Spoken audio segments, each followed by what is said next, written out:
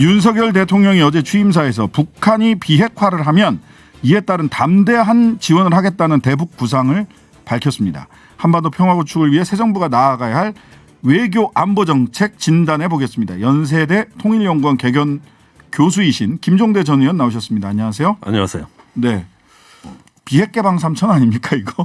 어디서 많이 듣던 얘기인데. 그러니까 그 3천만 빼고 나면 똑같아요. 그러니까 이명박 대통령 시절에 정권 초에 북한에 대해서 만약에 비핵화하고 개방을 하면 네. 북한의 국민 소득을 1인당 3,000달러 수준으로 높이겠다. 네. 거기에서 3,000달러만 빼면 이번에 윤석열 정부의 사실 대북 정책하고 거의 흡사해 보입니다. 그러니까요. 그때 비핵개방 3천을 입안했던 분이 김태효. 네, 그렇죠. 이분이 지금 이번에 또 대통령실로 들어가셨죠. 예, 그렇습니다. 그러니 뭐 유사할 수밖에 없는데 일단 요거 진단을 해보고요. 네. 전체적으로 전반적으로 그 외교안보 국방과 관련된 윤 대통령의 취임사 어떻게 들으셨습니까? 사실은 뭐 국내적인 문제보다는 오히려 대외적인 문제, 특히 외교안보에 관한 내용이 주를 이뤘습니다. 네. 대표적으로 그 처음에 뭐 자유에 대해서 핵심 가치를 강조한 것도 35번. 예, 35번. 사실은 이렇게 제대로 된 연설문이 되려면은 자유주의자로서 저는 이렇게 대통령 하겠습니다. 저는 이렇게 하겠습니다. 뭔 이런 비전으로 나갈 겁니다. 이래야 되는데 자유 자체를 설명하는데 네. 그 귀한 연설 시간에 거의 3분의 1을 썼단 말이에요. 굉장히 이념적인 취임사였어요. 그래서. 그래서 이게 뭘 뜻하는 거냐 하니까 두 갈래로 보여지는데 하나는 국내에서 네. 어떤 자유 시민들 뭐 경제적인 기초가 형성되고 개인의 자유권이 보장되는 네. 이러한 국내적 관점이 있는가 하면 네. 더 많은 시간을 할애한 건 이게 대외적 관점입니다. 자유라는 게. 네. 그래서 지금 세계를 어떤 진영화하고 갈라치는 프레임이 뭐냐 하면은 자유민주주의 국가와 권위주의 국가의 어떤 대치선, 이게 지금 지정학적인 단층선을 형성하고 있고 네. 이게 전형적인 미국의 인도 태평양 전략 또는 글로벌 전략의 핵심이거든요. 네. 이번에 우크라이나 전쟁에서도 초기에는 우크라이나를 포기할 것 같은 미국이 막판에는 이제 굉장히 세게. 러시아를 약화시키겠다 하면서 이게 자유주의 국제 질서를 수호하느냐 마느냐의 척도로 우크라이나 전쟁을 보기 시작했다. 이게 정권 후반부의 현상이에요. 그러다 보면 네. 여기서 윤석열 대통령이 자유를 강조한다는 것은 그러한 어떤 국제사회의 우크라이나 지원이나 참전이나 네. 이런 문제에 적극적으로 응하겠다는 뜻으로 들립니다. 실제로 저만 그렇게 들었을지 않았을 거예요. 굉장히 심각한 얘기인데요.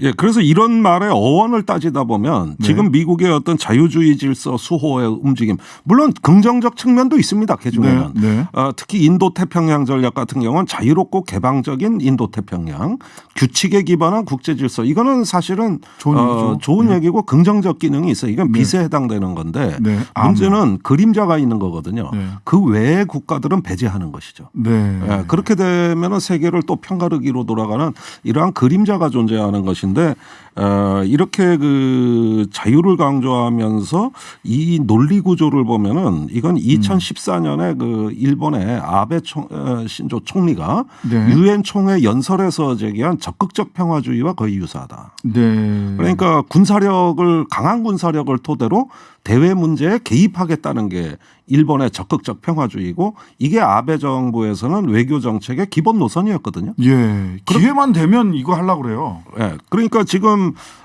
윤석열 대통령이 얘기하는 글로벌 책임 국가 네. 또는 글로벌 중추 국가라고도 하고 이번 네. 연설문에서는 대한민국의 더 많은 역할 이걸 천명했거든요.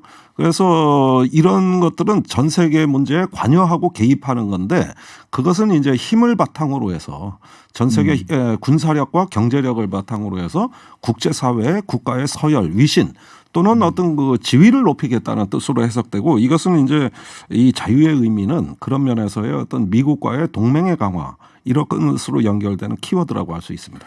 그러니까 그러면서 그 자유의 의미를 그렇게 대외적으로 그런 의미다. 미국과의 동맹 강화, 자유 세력과 권위 세력 간을 딱 갈라치기 해서 자유 세력이 똘똘 뭉쳐서 권위 세력을 어쨌든 제압하자. 네. 뭐 이런 취지라면 해징이라 그러죠. 견제한다는 네, 뜻이죠. 해징. 네, 해징. 예, 예. 네.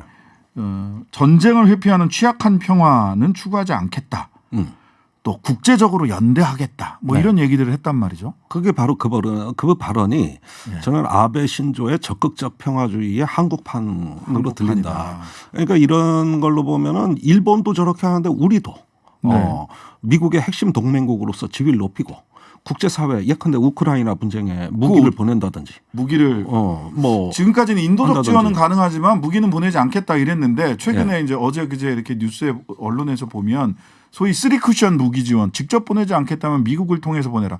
그 제 기억으로는 나토를 통해서 보내는 것에 대해서는 러시아가 굉장히 강력하게 반대를 했고 네. 세게 얘기를 했는데 그 나토에 저 주도하는 국가가 미국인데 뭐 네, 그러니까요. 근데 이제 그게 미국을 통해서 보내는 안이 뭐 미국 쪽에서 요구를 한다 이런 제안이 있다 이런 얘기가 있어요. 그러니까 제가 여러 차례 그 이야기를 했는데 이미 우크라이나 젤렌스키 대통령으로부터 우리나라에 대한 무기 지원 요청이 있기 전에 네. 미국으로부터 그 요청이 먼저 왔고 먼저 왔다. 외교 경로로 네. 이미 그건 문재인 대통령 때 그 거부한 거거든요. 네네. 그런데 이제 열흘 후에는 바이든 대통령이 한국에 옵니다. 네. 그리고 아무래도 대다수의 언론이 추정하기로는 그 우크라이나 문제가 의제화될 걸로 보고 있거든요. 그렇게 그래서 미리 그 얘기가 한 번 더 탁 나온 거 아니냐. 3쿠션 우크라이나 네. 무기 지원. 왜 자꾸 쓰리쿠션이라 그러세요? 예. 제가 단골 조금 좋아하긴 합니다만. 네. 어쨌든지 간에 우회적 지원이라고 하는 게 적절하겠어요. 네. 그런데 이거는 눈 가리고 아웅이죠. 누가 눈 가리고 보더라도 아웅이죠. 한국 무기라는 게 다 있는데 그게 미국 배에 실려가느냐 아니면은 뭐 유럽 한국 배 국가에 배에 실려가느냐 누가 그걸 중요시하겠습니까? 그러니까 이런 부분은 그렇게 고려할 문제가 아니라 지금 러시아의 관계를 어떻게 설정할 거냐에 대한 문제가 우선이에요. 네네네. 사실은 러시아가 북한을 제재하고 압박하는데 동참한 국가고 또 북한의 핵 개발을 지속적으로 반대해왔고 네. 이러는데 이런 빗장이 자칫 우크라이나 무기 지원으로 풀려버리는 순간 네. 대북 제재 효과는 무너지는 거거든요. 네. 그랬을 때 아시아의 또 다른 지정학적 단층선이 움직일 수도 있다.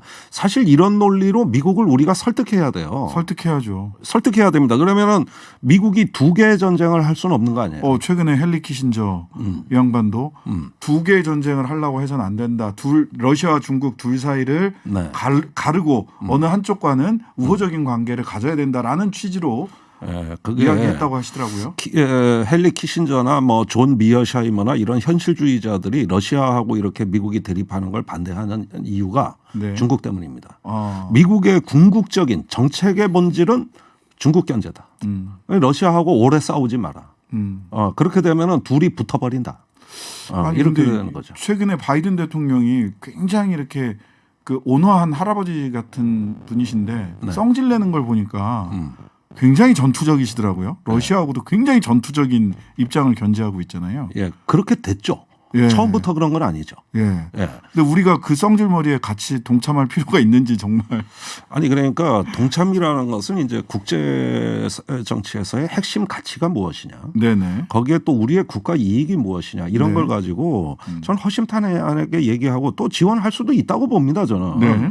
또 우크라이나를 지켜줘야 된다는 것은 국제사회의 의무이자 책임이에요. 그렇기도 하죠. 이거 반대하지 않아요. 예. 그런데 문제는 이 폭력의 파장이 네. 아시아로 동심원처럼 확장돼 왔을 때 그랬을 때 위기 관리의 문제거든요. 우리가 단결하는 건 문제가 안 됩니다. 한미일이 단결하고 민주주의 진영 국가가 단결하는 건 문제가 안 돼요. 네. 그런데 저들이 단결하면 어떡합니까? 북중러가 단결하면. 어우. 그러니까 지금은 우리가 단결하는 문제의 중요성만큼 저들이 단결하지 못하도록 막는 게 더 중요할 수도 있는 거예요.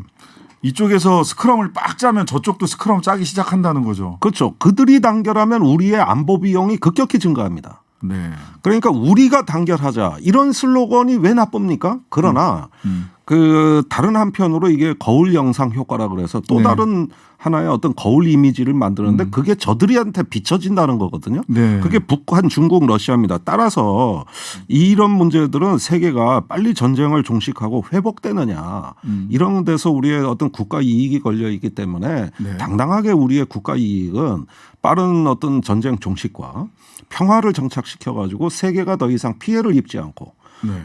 한국도 그런 가운데서 긍정적 역할을 할 수 있는 걸 희망하는 거. 네. 이런 것이 어떤 이 국제사회에 임하는 우리 중견 국가의 어떤 기본 자세가 아닌가 생각이 들죠. 물론 네. 러시아를 규탄하는 데는 당연히 동참해야 됩니다. 네, 그건 러시아 네. 정부도 그냥 그러려니 해요. 예, 그건 당연히 동참해.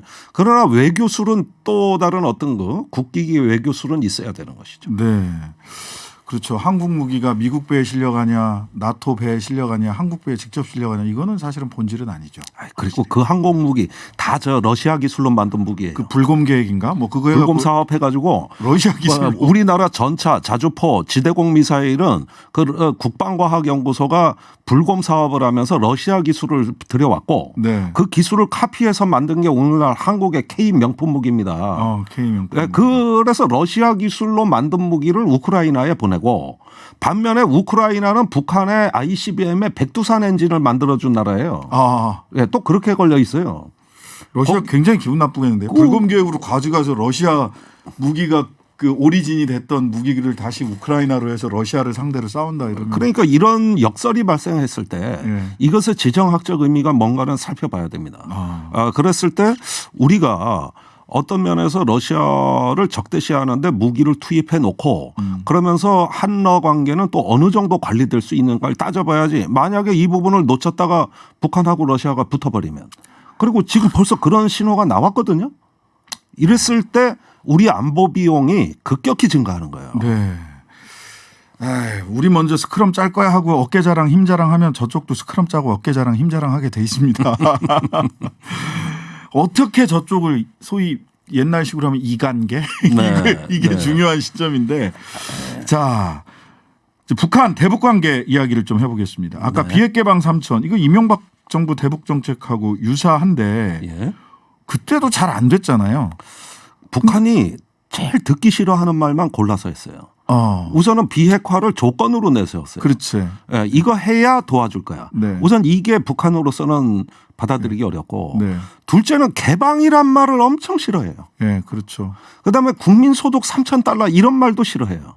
그러니까 이게 강수현 씨가 돌아가신 강수현 씨가 우리가 돈이 없지 가오가 없냐. 그러니까 아니 명언인데 참 뭐 고인께서 그런 말씀을 하셨는데요. 네. 이건 뭐냐면은 나는 이제 50평 어떤 그 초호화 아파트에서 사는 집 애고, 네. 근데 저쪽에 임대 아파트에서 사는 애가 네, 있는데 네, 같은 네. 반이거든요. 네, 네. 이렇게 불러가지고 너 말이야 앞으로 내 말 잘 듣고 그 다음에 저기 그 위험한데 그런 물건 나 위협하는 거 다 갖고 다니지 말고 칼이나 몽둥이 같은 거 들지 말고. 그러면 내가 너 앞으로 떡볶이 사주고 피자 사주고 내가 너 즐겁게 해줄 거야. 이렇게 얘기하면은 본인은 선의로 얘기하는 것 같잖아요. 네. 근데 듣는 사람은 그렇게 선의로 받아들이질 않아요. 그러니까 이 보수 정권의 비핵 개방 3천이나 윤석열 정부의 그 대북 정책이 있어가지고 비슷한 문제는 뭐냐면 선비핵화 후보자. 본인은 예. 대북 강경 정책을 안 했다고 믿는데 결과적으로 그게 대북 강경 정책이 되는 겁니다. 그렇죠. 사실 이명박 박근혜 정부가 언제 대북 강경 정책을 취임 때부터 천명했습니까? 오히려 선의로 가득 찬 말을 했잖아요. 근데 네. 그 말이 북한이 가장 듣기 싫어하는 말을 골라서 했고 네. 그러다 보니 결과적 대북 강경책이 된 거예요. 그래서 제가 보기에는 이 함정에 윤석열 정부가 빠지면 안 된다. 네. 그러려면 어떻게 해야 되느냐. 북한의 비핵화 전제로 하는 거는 그건 어쩔 수 없다 치더라도 소신 남북 관계가 핵 문제만 있습니까? 전염병 요즘 심각해졌죠. 예, 예. 또 북한 산림 문제, 기후 위기 문제 이거 다 북한이 관심이 있는 주제들이에요. 의료 이런 거 굉장히 관심 네, 많습니다. 그래서 예. 물론 내일 청문회가 열릴 권영세 통일부 장관 후보자도 인도적 지원은 계속하겠다. 그런 것들은 긍정적으로 평가한다. 전 다행이라고 봅니다. 네. 그러나 이 남북 관계라는 것은 핵 문제로만 구성되는 것이 아니라 하나의 어떤 정치, 군사, 문화 또 생활, 기후까지 포괄한 포괄적 관계로 이해하고 담대하게 접근하려면 그런 종합적인 어떤 그 검토와 비전 이런 것들이 좀 절실한 것이죠. 네. 자, 핵실험이 임박했다. 라고들 많이 예측을 합니다. 근데 이게 뭐 사실 일련의 과정에서 그냥 예정된 수준 아닌가. 요새 예. 계속 미사일 쏘고 하면서 예. 이 임박했다라는 예측 어떻게 생각하시는지 어떻게 판단하시는지 그리고 어떤 의미로 핵실험을 하면 우리는 굉장히 큰 일이 일어난 걸로 받아들이는데 사실은 뭐 일련의 과정 중에 하나가 아니냐 이렇게 평가할 수 있는 거 아닌가 아니, 싶거든요. 심각하죠. 뭐 심각한데. 예, 지금 저 북한이 하려는 핵실험은 이제 소규모 핵실험입니다. 네네.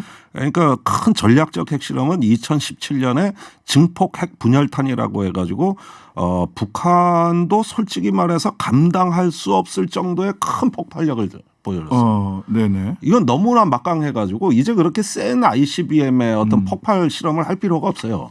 더 이상 이제는 전술 무기화할 수 있는 위력이 약한 무기 쪽으로 지금 또 방향을 잡았기 때문에 네네. 그 지금 보여주고 있는 북한의 초대형 방사포나 단거리 미사일이나 또는 수중에서 발사하는 북극성 미사일이나 네, SLBM. 이런 데서 저위력의 핵무기 그거는 이제 우리식으로 하자면 전술핵이 되는 거거든요. 힘 조절할 수 있는 거네요. 뭐 그렇죠. 세게 치고 싶을 때는 세게 치고 잘게 치고 싶을 때는 잘게 잽을도 치고. 하고 이러니까 이런 어떤 그 자잘한 무기들이 실전 사용 가능성은 더 높은 거거든요.